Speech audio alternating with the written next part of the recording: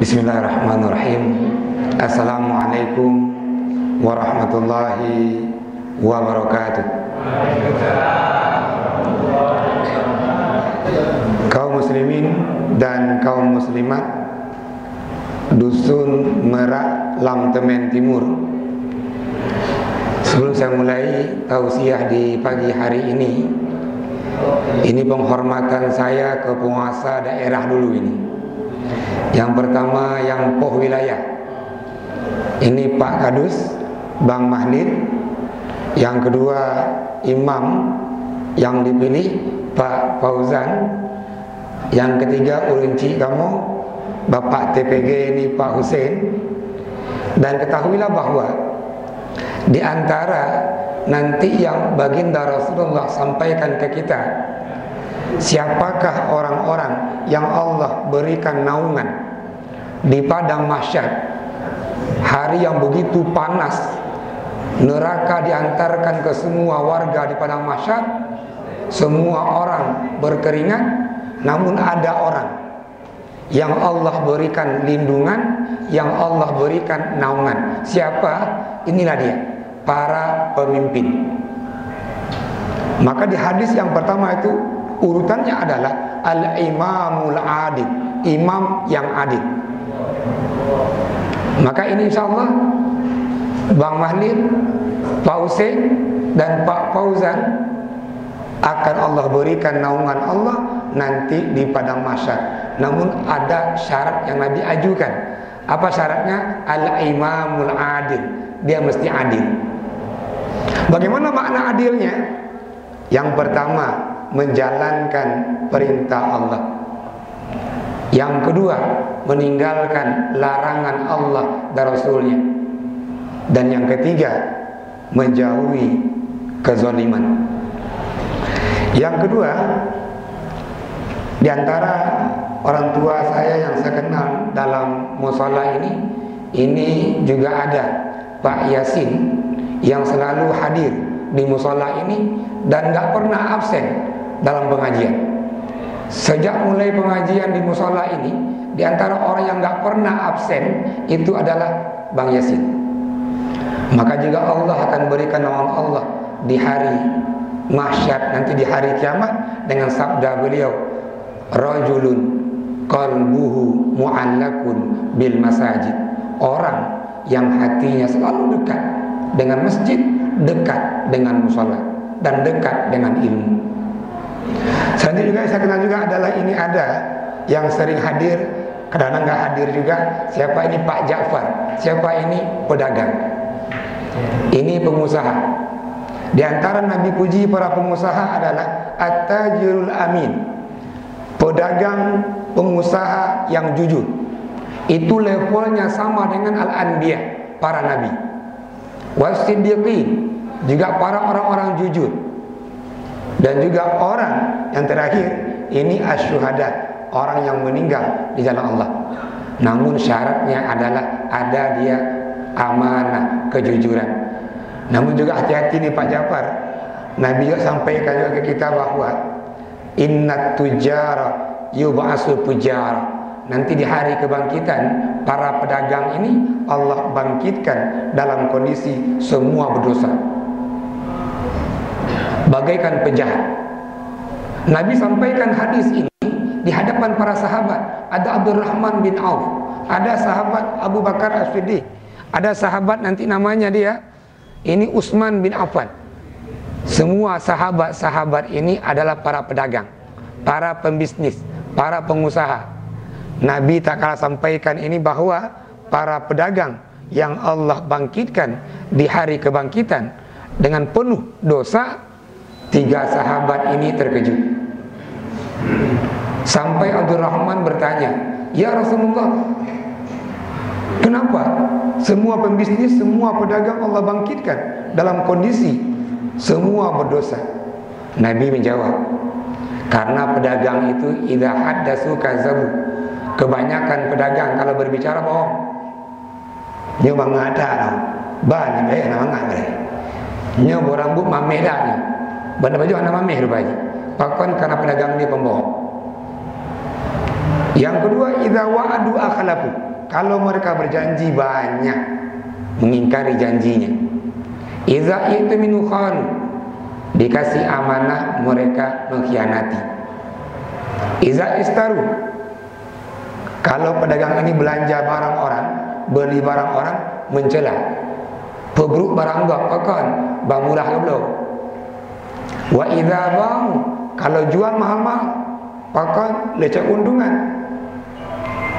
Ini Nabi sampaikan kehati-hatian untuk para pembisnis dan juga para pedagang. Yang saya kenal juga ini ada Pak Maimun. Ini orang yang kaya di Dusun Merah ini, yang kayanya tidak ada tandingan, yang setiap hari hitung-hitung uang, pegang-pegang uang, walaupun bukan uang sendiri. Ini juga Nabi sampaikan ke kita, asyaddu fitnatu ummati, fitnah yang paling dahsyat nanti dialami oleh umatku, kata Nabi. Umatku, kata Nabi, fitnatul mal, fitnah harta. Orang yang mulia karena fitnah harta. Maka hari ini padahal Pak Kadus kabutui, namun nah bau dengan agak ke Pak Kadus, hanya Pak Kadus kali cok peng kampung danyo kepu gablo motoi nova punya peng kampung peng dusun ni fitnah. Maka Nabi sampaikan asyaddu fitnati ala ummah, kata Rasulullah, al-mal, harta. Dan seluruh runci kamu yang ada di Dusun Merah, ibu-ibu kami dan semua anak-anak kami yang Allah muliakan. Kenapa?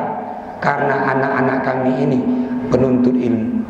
Itu langsung Allah abadikan, Rasulullah abadikan kemuliaan untuk orang-orang yang menuntut ilmu.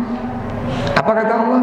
Yarfa'illahu alladzina amanu minkum darajat. Allah akan angkat derajat umat ini. Siapa? Orang-orang yang menuntut ilmu. Maka semua insyaallah dalam musholla ini, ruangan ini yang Allah muliakan ini adalah jamaah warga Dusun Merah. Baik, untuk mengawali tausiah kita singkat pada hari ini, nggak lama ini. Kenapa nggak lama? Jadi kata Pak Yasin tadi Ustaz, nyepalin te pakai dulu. Namun segala Allah bagi-bagi po Pak Yasin bukan, bagi-bagi santunan untuk anak yatim.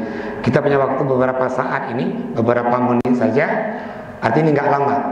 Baik, mari kita awali tausiah kita di siang hari ini dengan memperbanyak puji dan syukur atas nikmat yang Allah berikan. Bapak, Ibu, anak-anak kami semuanya, Indonesia dan Aceh khususnya hari ini dalam kondisi tidak aman-aman saja. Kita Aceh hari ini lagi dilanda masalah, baik itu masalah ekonomi, baik itu masalah pemahaman agama, dan masalah kita cukup kompleks. Apa data-data bahwa kita hari ini masalah ekonomi? Saya baca semalam Serambi News, itu Mahkamah Syariah Aceh Besar mengumumkan per November ini angka tertinggi istri-istri minta cerai. Itu angka sampai 985 orang satu bulan. Dahsyat ini. Apakah bulan sebelumnya ada? Nggak ada.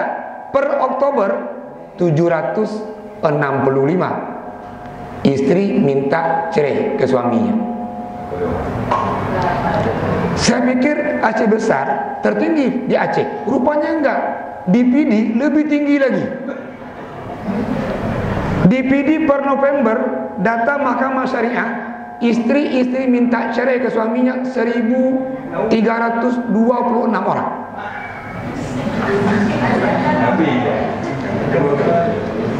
Saya pikir Pak, mungkin PD ini menempati ranking pertama se-Aceh. Ternyata enggak. Aceh Utara lagi rupanya. Ada lagi lebih tinggi lagi, yang per November 1.600 sekian istri minta cerai. Dari sekian data itu, apa masalahnya? Banyak istri hari ini minta cerai faktor ekonomi. karena si suami nggak mampu memberikan nafkah ke istrinya. Memang ada juga masalah lain, namun yang tertinggi masalahnya adalah Aceh besar itu 500 sekian dari angka 985 tadi itu masalah ekonomi. Kalau begitu, secara ekonomi kita Aceh ini tidak aman. Kita bersyukur hari ini, alhamdulillah.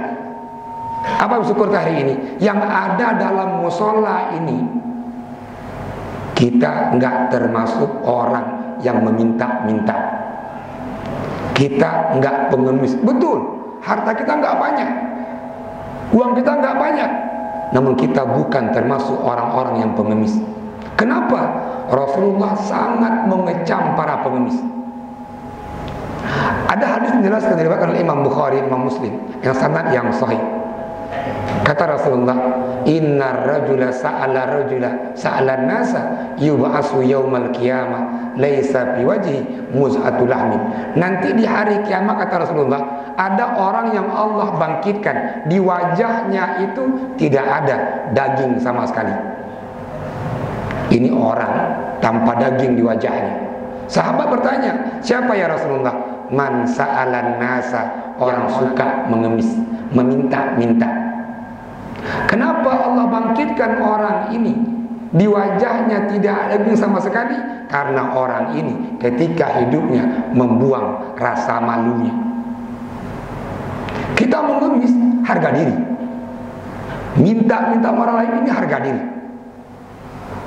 Maka Allah cabutlah daging di muka orang ini ketika hari kebangkitan, karena orang ini tidak punya harga diri. Dan kita alhamdulillah, kita nggak termasuk kelompok ini. Maka kita hari ini Aceh, sekali lagi, bukan dalam kondisi aman dan nyaman. Yang kedua, kita mesti banyak bersyukur. Tak kala habis subuh, kita tahu kemana kita melangkah. Anak-anak kami habis subuh tahu ngapain? Ngapal Quran, ada kegiatan. Bapak ibu habis subuh tahu mau kemana pergi. Karena banyak orang hari ini bangun pagi nggak tahu mau kemana.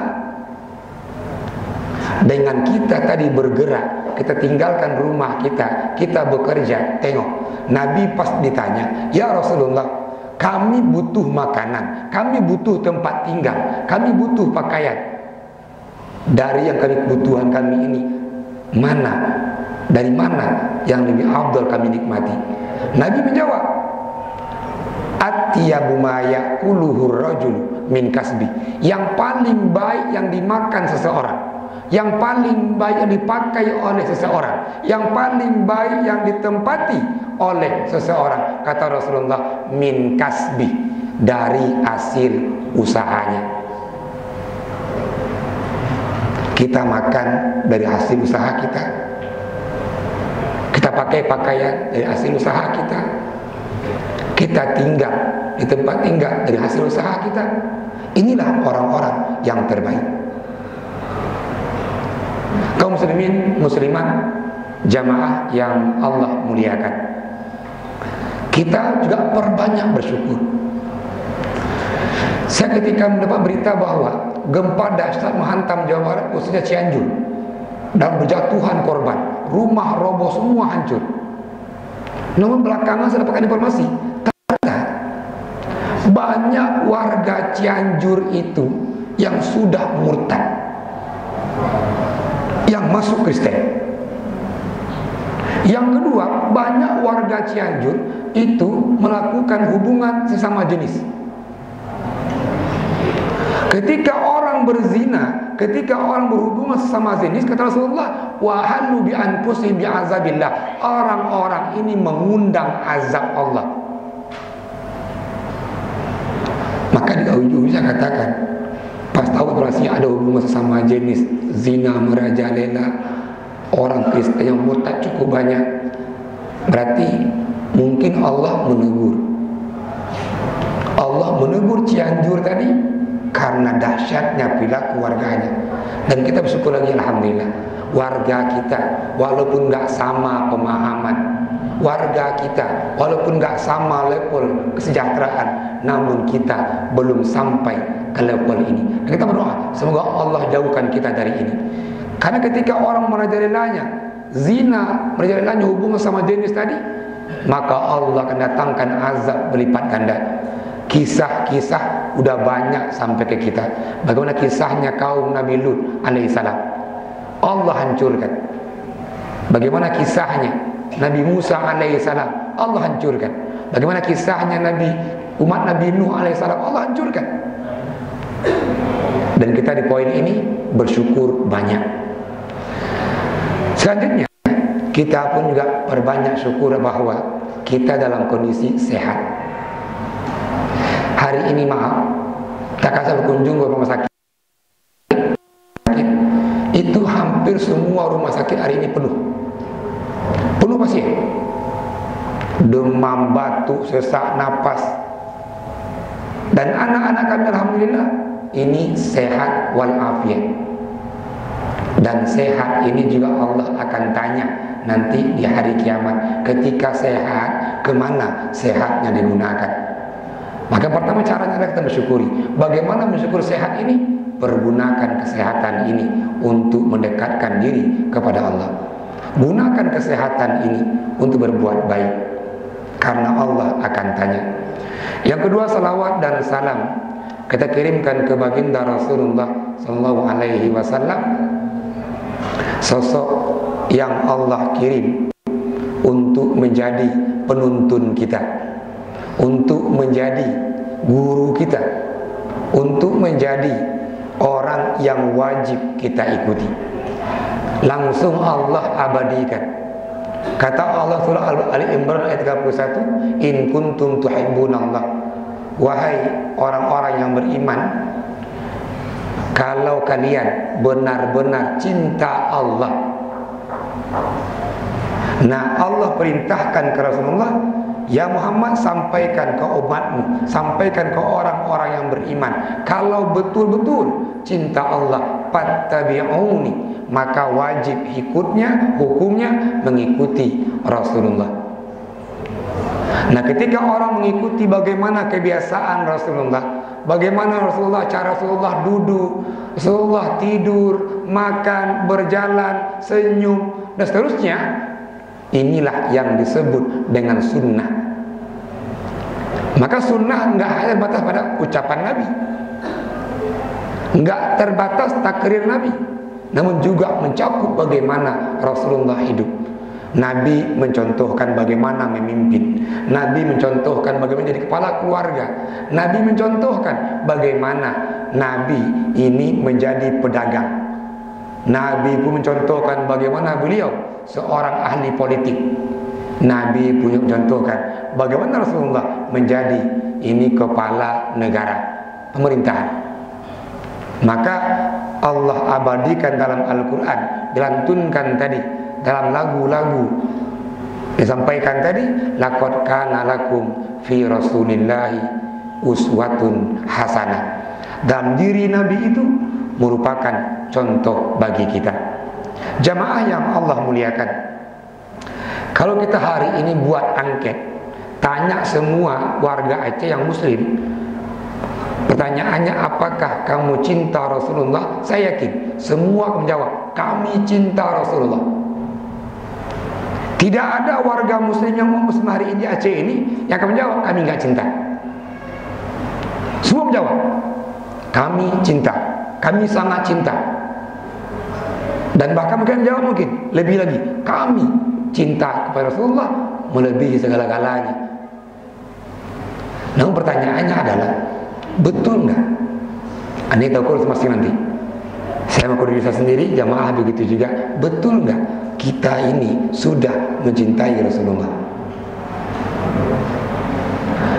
Barometernya adalah orang yang cinta Rasulullah, maka orang ini yang pertama nanti yang akan menjawab dakwah Rasulullah. Ini maaf, saya pernah 2 minggu yang lalu ceramah juga, sama kesudah ini juga ini. Ceramah maulid sebelum zuhur. Namun mulai 9, habis 11 makan-makan dulu. Nah, baru sholat zuhur. Apa yang terjadi? Ketika ceramah ramai, pas makan-makan lebih ramai. Ceramah ramai, pas makan-makan lebih ramai lagi. Nah, begitu azan zuhur berkumandang, masjidnya tinggal 5 orang. Imam 1, makmumnya 4. Yang ramai makan tadi mana? Begitu azan berkumandang, mereka lari tunggang langgang. Habis zuhur saya tanya imam, yang tadi makan itu manusia atau setan? Manusia Ustaz, kata imamnya. Emang kenapa Ustaz? Yang biasa yang takut dengan azan itu adalah setan. Begitu azan berkumandang, lari tunggang langgang nih, setan nih. Nah, nama hari kita aja begitu. Begitu makan-makan ramai. Nah, pas sholat jamaahnya nggak ada orang. Ketahuilah bahwa kata Rasulullah, Innallaha qad syara'a ala nabiyyikum. Allah mensyariatkan ke nabi kalian. Siapa? Rasulullah. Apa syariat Allah? Salat jamaah. Dan di antara fadilah jamaah ini fa innaha sunanul huda. Orang-orang yang berjamaah Allah jamin orang itu akan mendapatkan hidayah Allah. Apa itu hidayah? Orang akan berbuat, akan beribadah, beramal sesuai dengan tuntunan Allah dan Rasulnya. Sambungan hadis. Walau sholaitum fi buyutikum. Kan Ustaz, sembahyang jemaah kan 2 orang minimal Ustaz. 1 imam, 1 makmum. Ini kami Ustaz pulang ke rumah, begitu azan berkumandang, kepala keluarganya panggil istrinya, panggil anak-anaknya, dirikan jamaah di rumah. Kan baik sekali kan Ustaz. Seorang kepala keluarga tadi udah bawa anaknya, istrinya untuk sholat jamaah. Namun tengok hadis Nabi, walau sholaitum fi buyutikum, kalau kalian sholat fardu di rumah-rumah kalian, la taraktum sunnata nabiyikum, kalian sudah meninggalkan sunnah nabi kalian. Maka Rasulullah contohkan, para sahabat contohkan. Rasulullah sejak hijrah ke Mekah, dari Mekah ke Madinah, tahun pertama Hijriah, sampai beliau akhir tutup mata, baginda Rasulullah tidak pernah meninggalkan jamaah, walaupun beliau dalam kondisi sakit. Dan bahkan maaf, di hari Senin beliau wafat di waktu duha, di waktu subuhnya Nabi pingsan 3 kali karena sakit, dan Abu Bakar menunggu beliau untuk berjamaah sampai akhirnya Rasulullah dipapah. Sebelah kanan beliau ada Fudail bin Abbas, sebelah kiri beliau ada Ali bin Abi Thalib. Salat jamaah diapit Rasulullah. Supaya apa? Rasulullah enggak tersungkur karena sakit. Maka sunnah yang Nabi enggak pernah tinggalkan adalah ini, tunaikan jamaah. Apa manfaatnya? Satu dusun, satu kampung kalau menasah ini diisi dengan jamaah, janji Allah adalah istawwaza alaihim syaitan, maka kampung ini akan Allah jaga dari perpecahan. Kampung ini akan Allah jaga dari permusuhan. Bapak ibu boleh buat penelitian. Di kampung-kampung yang tidak ada sholat jamaah, kampung ini akan banyak permusuhan, akan banyak perpecahan. Karena Nabi menjelaskan, ma min salasatin, Rasulullah, tidak ada orang yang tinggal di tempat, 3 orang, fi qaryatin aw balad, baik itu dia kampung maupun kota, la tuqamu fihimul jamaah, di kampung itu tidak didirikan jamaah, illa istahwaza alaihim syaitan, kecuali syaitan menguasai kampung itu. Dan bahkan di akhir hadis Nabi berikan sebuah gambaran, fa inna zi'ba la ta'kulu qasiyah, sesungguhnya serigala, kata Rasulullah, akan memangsa hewan yang terpisah. Artinya apa? Syaitan akan menguasai kita begitu orang ini enggak mau berjamaah. Pak, Bu, kita ini kan udah mulai banyak tanda-tanda yang Allah berikan ke kita bahwa umur kita nggak lama lagi. Kalau dulu giginya sempurna, sekarang udah kurang giginya.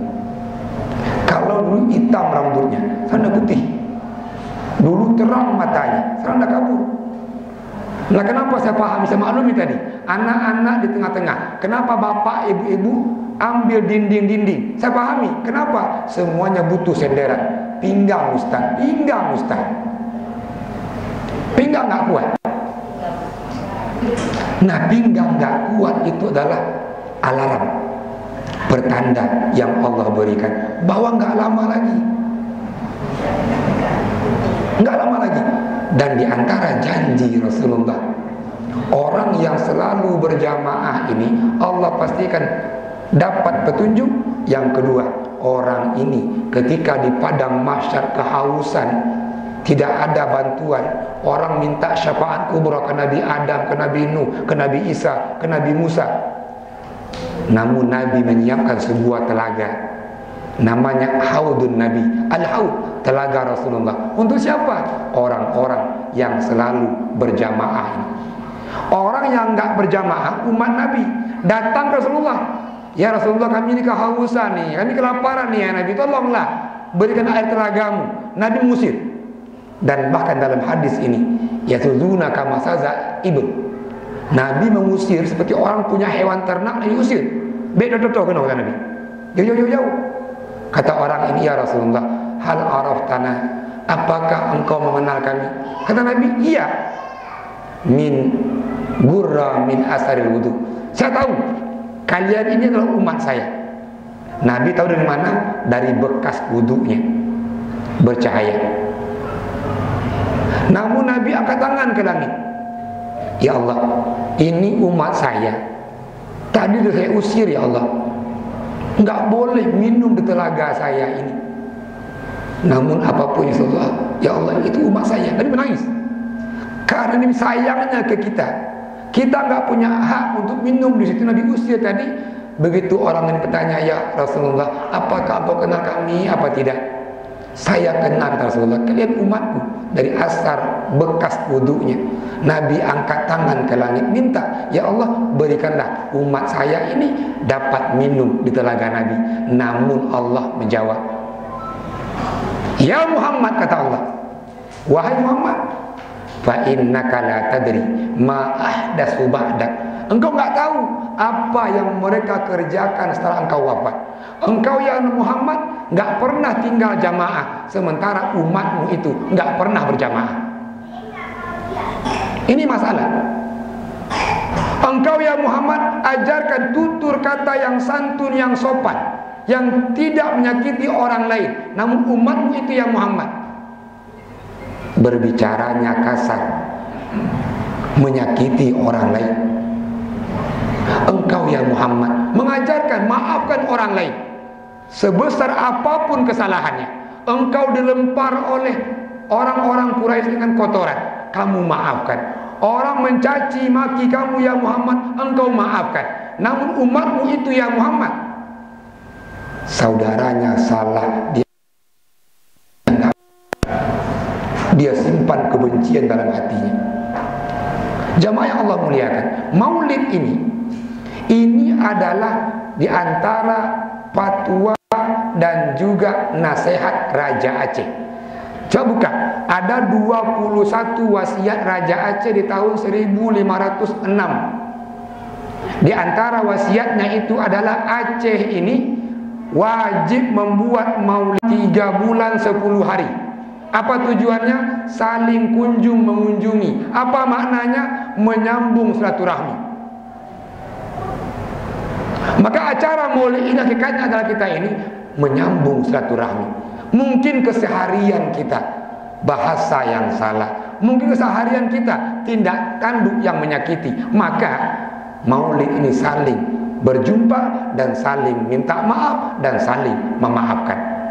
Ketahuilah bahwa kata Rasulullah dan oleh Imam Tirmidzi, Imam Ahmad, salah satu, ada 3 nih, la tarfa'u salatuhu shibran, Allah enggak terima salatnya.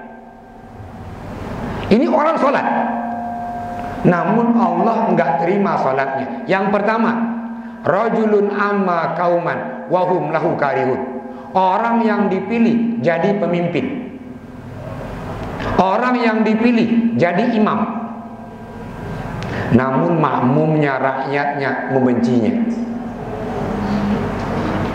Kenapa imam dibenci makmumnya? Apakah panjang-panjang bacaannya?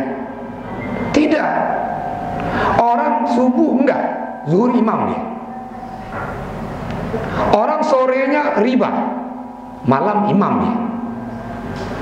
Ini imam yang sholatnya Allah enggak terima. Yang kedua, nih ibu-ibu nih, kalau imam masih ada laki-laki.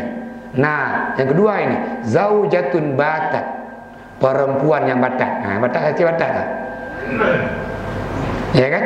Zaujatun batat, urinonya batat. Nah, makna batasnya apa ini? Tidur di malam hari. Seorang istri yang tidur di malam hari sementara suaminya marah kepadanya. Bu, di antara kemudahan yang sampaikan, al-mar'ah idza salat khamsah, kata Nabi, perempuan cukup salat 5 waktu. Wa shamat syahraha, puasa yang wajib Ramadan. Yang ketiga, wa ata'a zaujah, mentaati suaminya. 3 ini diamalkan perempuan, kata Nabi, orang itu masuk surga dan tanya, mau masuk dari pintu yang mana? Cukup 3 perempuan nih. Salat 5 waktu, puasa Ramadan, dan taati suaminya. Bu, memang buat ibu-ibu nih. Ada ibu di Madinah itu, ketika Fatimah tanya ke Rasulullah, ayah beliau waktu ini, berharap, ayah, siapa perempuan yang pertama yang Allah masukkan dalam surga? Sambil Fatimah berharap, ayahnya katakan dia. Nama kata Rasulullah, ya Fatimah, orang yang pertama nanti di saf pertama masuk surga namanya Mutia. Dalam Arabnya Mutiah, yang taat. Kata Fatimah, ya ayah, siapa itu Mutia? Kalau engkau mau cari, engkau tahu, carilah. Berangkatlah ini Fatimah dengan anaknya Hasan mencari rumah Mutia. Singkat kisah ini, dapatlah rumah Mutiah itu ada di pinggir kota Madinah. Hasan sampai di rumah, ketuk pintu, assalamualaikum. Begitu tahu yang datang ini anak Rasulullah, Mutia cepat-cepat buka pintu. Namun tak kalah tahu bahwa Fatimah bersama seorang laki-laki, anak masih kecil, Hasan. Kata Mutia, Fatimah mohon maaflah, suami saya enggak di rumah. Kalau boleh engkau besok datang lagi. Nanti malam saya akan izin ke suami saya, besok ada Fatimah dan anaknya Hasan. Karena Fatimah tahu ayahnya ajarkan bahwa seorang perempuan enggak boleh memasukkan lagi ke rumahnya ketika tidak ada suaminya. Kalau kita amalkan ini nih, akan muncul dia zina dan seterusnya. Dah esoknya berangkat lagi, namun tak kalah berangkat, Husain nengok, mak baru kena rujak masih Hasan. Loh, nak pakai-pakai ada rujak orangnya, kata Hasan. Berangkat lagi nih Hasan, ada 2 nih, Hasan Husain. Sampai di rumah Mutia, buka pintu, mau misalkan masuk, nampak lagi Husain. Aduh, mau maaf lagi lah ini Fatimah, yang ada izin hanya si Hasan, Husain gak ada izin. Kalau kita mau jujur, ini masih anak-anak ini, masih anak-anak ini. Namun Fatimah kembali pulang. Nah besok harinya sudah izin, Fatimah, Hasan dan Husain masuklah ke rumah Fatimah. Fatimah tengok apa kemuliaan dari Mutia ini, sampai ayahnya katakan bahwa di antara perempuan yang pertama Allah tempatkan di surga itu adalah Mutia. Rumah Mutia biasa-biasa aja, nggak ada yang lebih. Ceritalah Fatimah, namun sebelum zuhur Mutia minta izin. Fatimah, mohon maaf nih, sebentar lagi suami saya akan pulang. Saya perlu menyiapkan sesuatu suami saya. Disiapkanlah makanan oleh Mutia untuk suaminya. Yang anehnya, di tempat makan tadi, di situ ada cambuk, ada anduk, ada kipas. Maka Fatimah bertanya, "Ya Mutia, apakah suamimu makan cambuk juga? Kok ada cambuk di sini?" "Tidak ya Fatimah," kata Mutia, "saya siapkan cambuk ini jika berkenan. Semisal saya nggak suka, saya minta suami saya untuk mencambuk saya. Dengan harapan ya Fatimah, saya dapat ridhonya." Yang kedua ini, anduk. Kebiasaan suami saya pulang kerja berkeringat, supaya nyaman dia makannya, saya usap dulu dengan anduk ini, lap dulu, udah bersih, dia makan. Dan tak kalah makan kebiasaan suami saya begitu berkeringat, saya kipas suami saya biar enak makannya. Diamalkan oleh Mutia. Jamaah yang Allah muliakan, ini suami Mutia berangkat mau perang. Perintahkan Mutia, "Ya Mutia, ini saya suamimu berangkat perang. Pesan suamimu kepadamu ya Mutia, jangan tinggalkan rumah sampai suamimu pulang dari perang atau ada berita bahwa suamimu syahid di medan perang." Seminggu berangkat suaminya perang, datanglah perempuan ke rumah Mutia, sampaikan, "Hai Mutia, mama Mutia lagi sakit di rumah. Kalau mau tengok mama sakit ya Mutia, pulanglah." Mutia hanya menangis dan berdoa, "Ya Allah, sembuhkanlah ibu saya."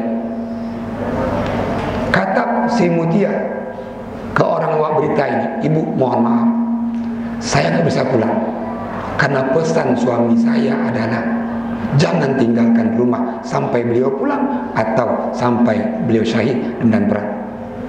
3 hari setelah itu meninggallah ibu Mutia. Yang tadi bawa berita kembali datang ke Mutia, "Ya Mutia, ibumu yang sakit kemarin yang engkau enggak jenguk, hari ini ibumu sudah meninggal. Pulanglah, tengoklah jasadnya yang terakhir, berilah penghormatan yang terakhir untuk ibumu." Mutia hanya menangis dan berdoa mohon ampunan untuk ibunya. Sampai yang bawa berita ini marah-marah. Apa itu Mutia anak durhaka? Mamanya sakit dia nak kunjungi, mamanya meninggal pun dia pulang. Laporlah perempuan ini ke Rasulullah, "Ya Rasulullah, itu Mutia betul-betul durhaka dia." "Kenapa kata Rasulullah?" "Ibunya sakit dia nggak pulang, ibu meninggal pun dia nggak lihat." "Emang kenapa?" kata Nabi. "Karena pesan suaminya pergi perang, jangan tinggalkan rumah sampai pulang suaminya atau ada berita beliau syahid." Nabi senyum dan jawab, "Wahai ibu, ketahuilah, ibunya Mutia Allah jamin surga karena punya anak perempuan yang solihah, yang patuh pada suaminya."